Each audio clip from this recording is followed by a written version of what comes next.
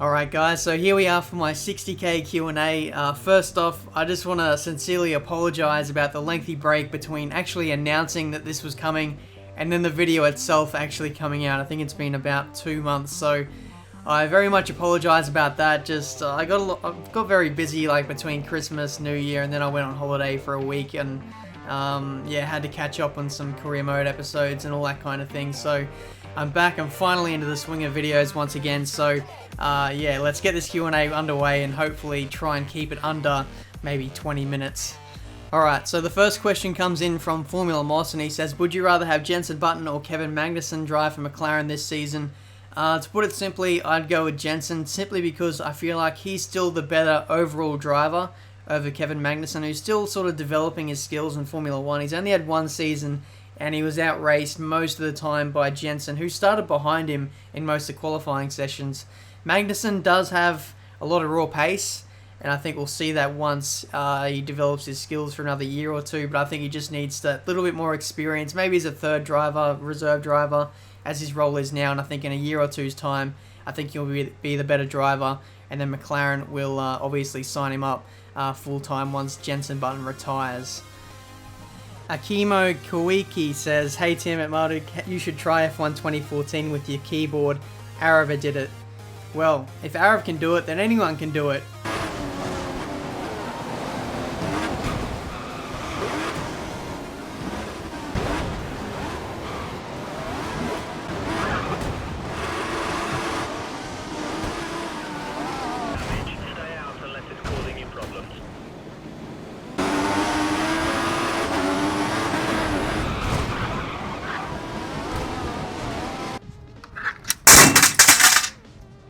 Next question comes in from Gamescast. He says, nice to see something different. Also for the Q&A, what's it like being the biggest F1 YouTuber, and how long do you plan on making YouTube videos?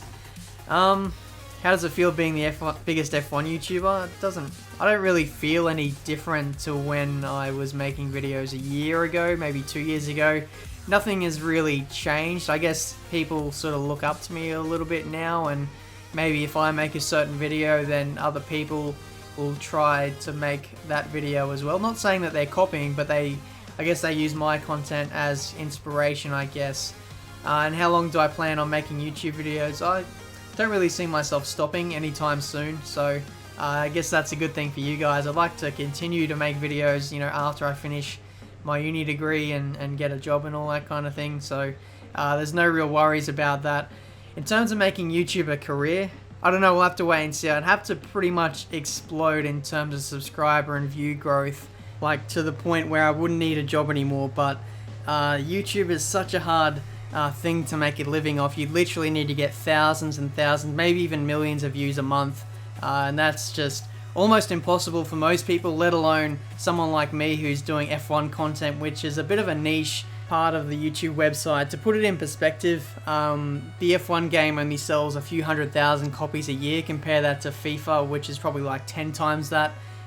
Just the fans in general, there's just so many more like in Call of Duty or FIFA, and that's why you see like channels with millions of subscribers, and I'm the biggest one on F1 and I've only got 60,000, so it'd be incredibly tough to do that, but I'll try my best to sort of break out into the bigger realm of YouTube if I can, but I've got my doubts, but we'll see what happens. Next question comes in from Twix, and he says, what racing experience do you have or had in real life? Do you plan to race in the future? In terms of racing experience, I've only really done karting, and that's sort of just hire karts, but apart from that, I've not really done too much, unless you include all the sim racing I've done over the years. But I feel like the skills sort of transfer from sim racing over to real life, I guess. You don't exactly get the same experience in terms of G-forces and I guess the fitness that you would in racing in real life, but I feel like the skills do translate over to the real thing. Just look at that Jan Mardenborough, the guy who won the GT Academy. He's now a fully fledged racing car driver, and now he only started off pretty much what I'm doing, really. But in terms of racing in the future, I'm thinking about doing maybe some go-karting stuff, just like doing the odd go-karting video with a GoPro and all that kind of thing. I think that'd be pretty fun, like racing with friends. In terms of an actual competitive series or anything like that, which is what I think you mean, then I've not really got any plans to do that. Even though I'd love to, I just don't have the money. And as you guys know, motorsport is a very expensive hobby, but unfortunately, yeah, just don't have the money to do that, unfortunately. Next question comes in from Regan, and he says, what key features will Codemasters need to add to make F1 2015 a success? To be honest, Codemasters don't exactly need to add anything. I think that's sort of where they've gone wrong in the last few years. They focused on, I guess, unnecessary things in the past, like the expanded scenario mode or classic edition. I think they really just need to focus on their core game modes that they've got now and just really make them more, I guess, fun and enjoyable for not only the hardcore people, but for the people who play the game casually. Like career mode, we say this a lot, we say this every year, it does get quite boring. I guess there's not really much you could do in terms of the actual core gameplay itself, apart from maybe making the AI cars a little bit more aggressive and a little bit more racy. It's just cars going around a track, let's just be honest. Codemasters can add in their formation laps, they can add in the podium interviews, they can add in all the press bullcrap that they want. But people are still going to get bored of that, and if you don't enjoy the core racing, then you're not really going to enjoy a Formula 1 game, which is what it is. So for F1 2015 to be a success, and Codemasters really just need to get the fundamentals right, like the handling. I really want to enjoy driving the car, just doing laps on end. Like, I want to feel in control of the car. I don't want to feel like I'm driving a toy like what F1 2014 is. I feel like you have to just throw the car into corners, and sometimes you're all over the place, and a lot of people online are like that as well. I just want to feel like I'm in control of the car. I want it to be difficult to drive as well in a way, but just don't give like the AI this massive traction advantage, and pad users, just make it equal between the two like pieces of equipment, like the pad and the wheel, like it was in 2013. That'd be very much enjoyable. Just, I don't know, I guess the cars need to feel a little bit heavier, just give a better sensation for weight and just better direction, because I just feel like the cars are just ugh to drive, just like basically. But in terms of other things, like online needs to be worked on, especially with the lag. I was talking to Lee Mather the other day, and he said it's a big focus for this year. They're really looking at network and connections and all that kind of thing, trying to improve the multiplayer experience.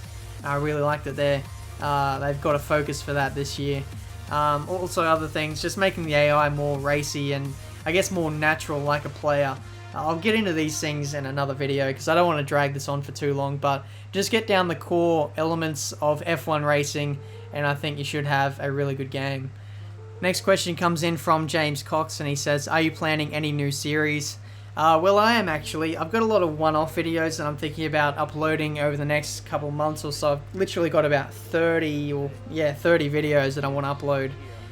But in terms of an actual series that's new, I'm thinking about doing an F1 2010 career mode. So if you want to see that, then let me know down in the comments section below.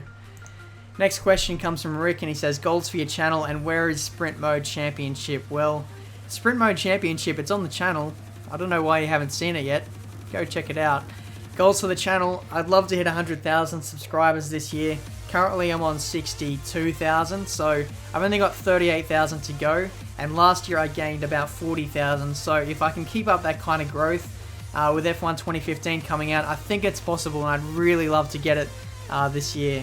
Gizmo Satcher says, do you prefer F1 2014 or iRacing? Now, there's elements of both games that I really like, and I wish that maybe one day both games could kind of be, I guess, blended in to make the perfect game one day, maybe. But from iRacing, I really love the handling, and I guess some of the online features that it has, like the replay cameras and all those kind of things, like the features of like hosting a race, and the lag, I guess, is almost perfect on iRacing.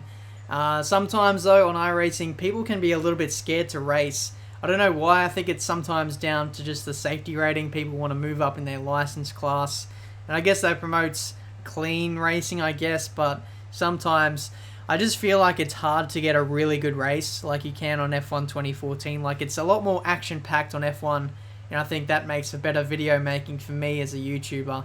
But in terms of F1 2014, I enjoy the strategies that come into play with the Pirelli tyres and the weather, I guess. Like with iRacing, there's no rain, so you wouldn't get the various strategies or whatever that you get on F1 2014. Like there's some races where it's gone from dry to wet or wet to dry, and there's just been some absolutely fantastic races I've had.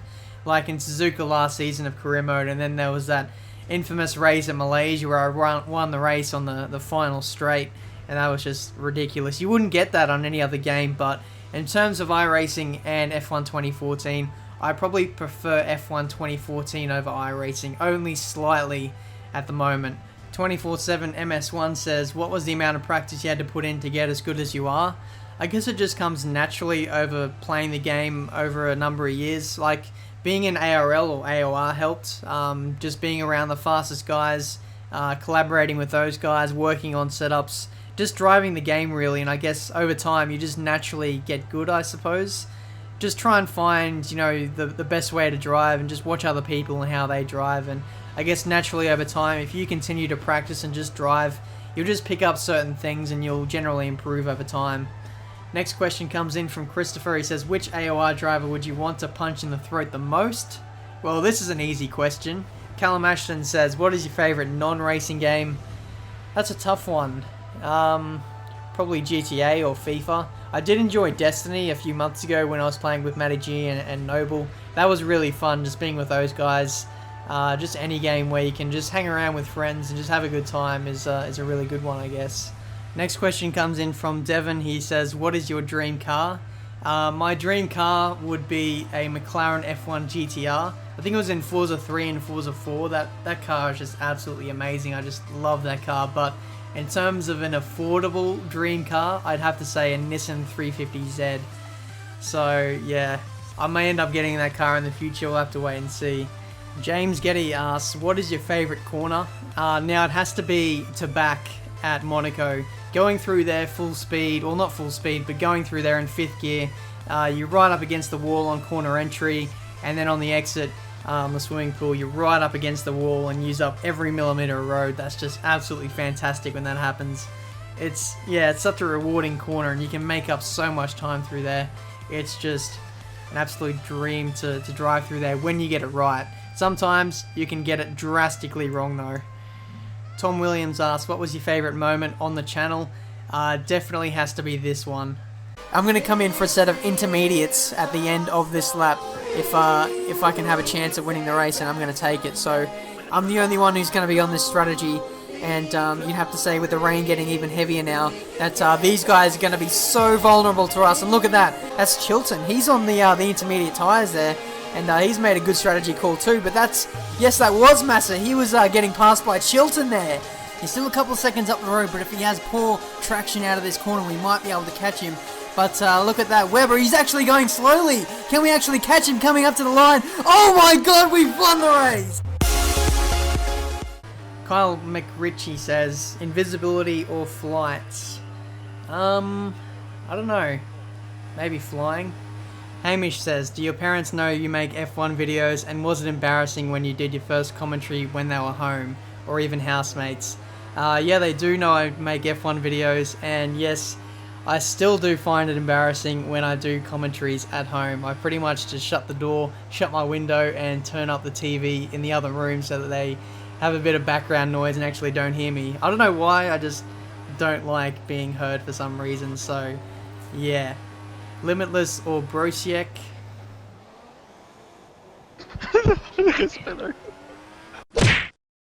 Can we see your face?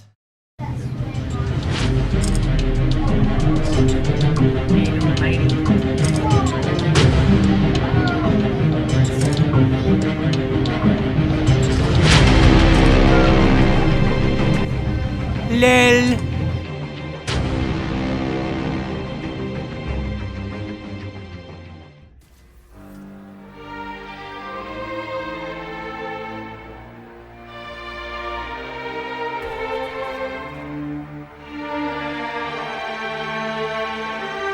So here we are, around Monaco, driving as Pastor Maldonado, driving the safety car. I can't believe I'm saying these words, but it's happening, and this should be absolutely awesome. Here we go.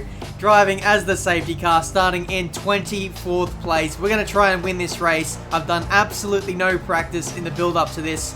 So 5 red lights, and away we go here in Monaco. We've absolutely smashed this start. Look at that start. That's absolutely fantastic.